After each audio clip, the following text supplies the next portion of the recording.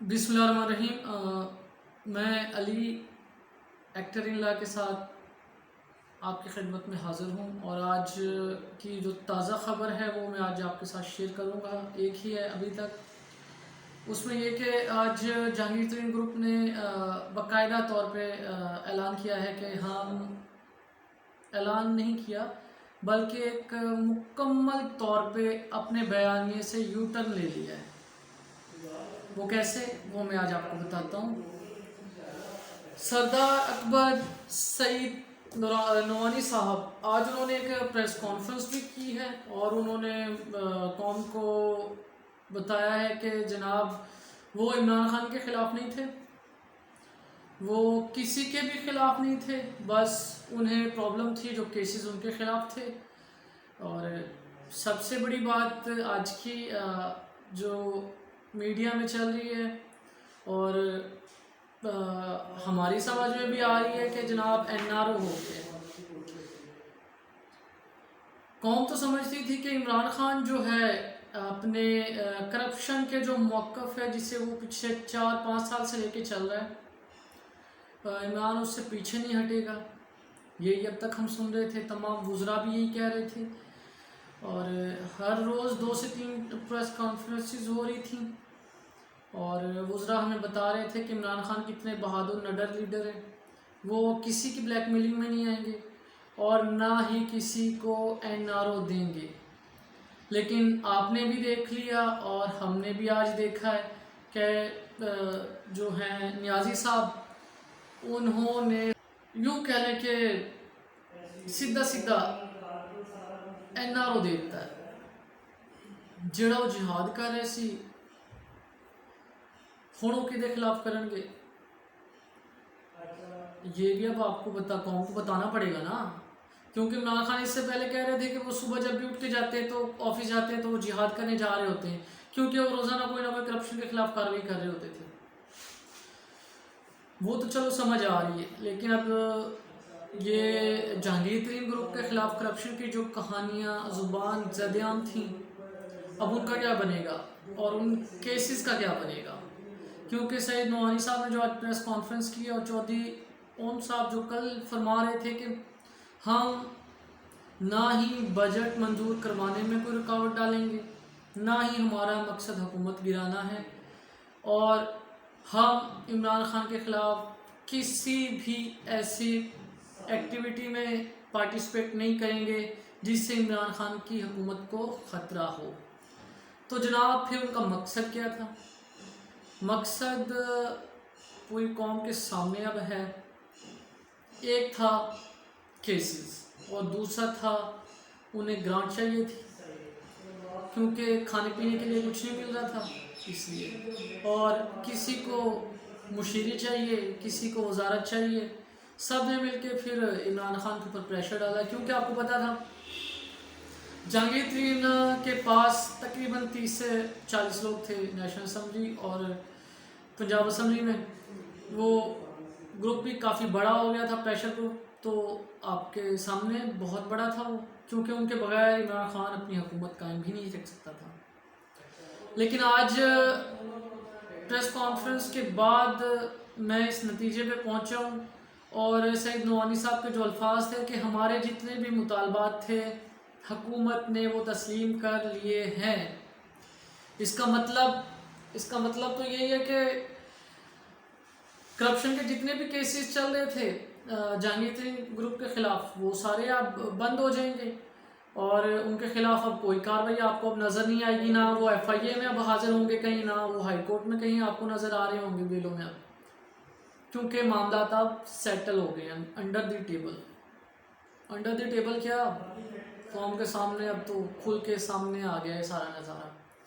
और इमरान खान का जो बयानिया था करप्शन के ख़िलाफ़ कार्रवाई, आज वो बड़े भोंडे तरीके से पूरी कौम के सामने आ गए। हम आज अगर आपको बताएं तो हमें बड़ा अफसोस हुआ ये बात सुन के। ये नहीं कि हम किसी और पार्टी से हमारा तल्लक है, लेकिन सबसे जो हमें ताज्जुब हुआ है, ताज्जुब की तो खैर बात नहीं थी, लेकिन ये समझ सबके सामने आ रही थी कि ये कार्रवाई सिर्फ और सिर्फ अगर हो रही है तो अपने केसेस की हद तक हो रही है, और उन्हें अपने हलकों के लिए ग्रांट्स भी चाहिए ताकि वो नए इलेक्शन में अपनी लोगों के सामने जस्टिफाई कर सकें। क्योंकि बुज़दार हुकूमत ने अभी तक ऐसा कोई काम या कोई मंसूबा नहीं लगाया जिससे वो कौम वो उसके बाद पब्लिक में जाके जस्टिफाई कर सकें कि जनाब हमें अगले 5 साल के लिए भी वोट दे दें। वोट तो दूर की बात है, ये हलकों में जा नहीं सकती थी।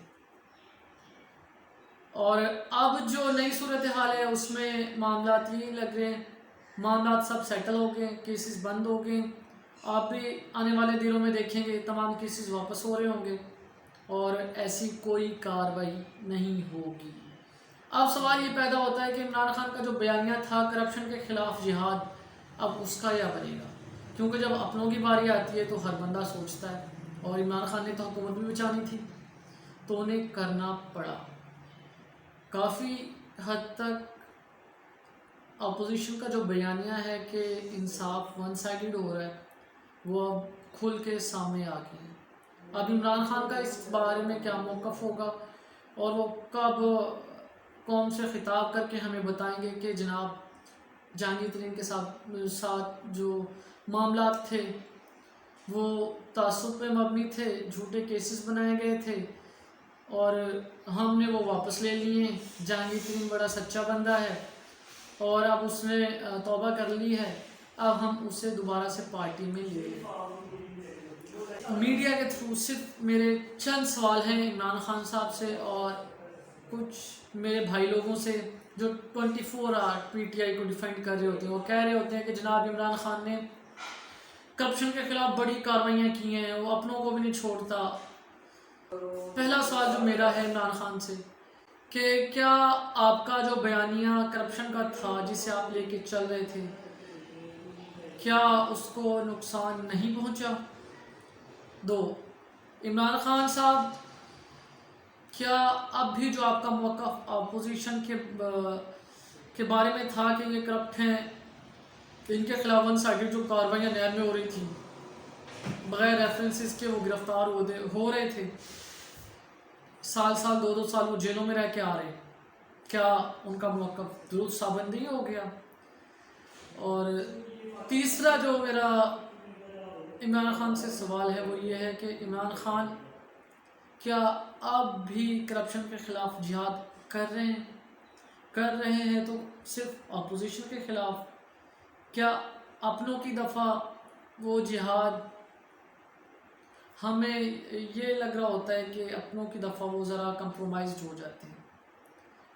और कुछ मेरे सवाल इस कौम से भी हैं जो इन भोंडे नारों के चक्कर में आ जाते हैं।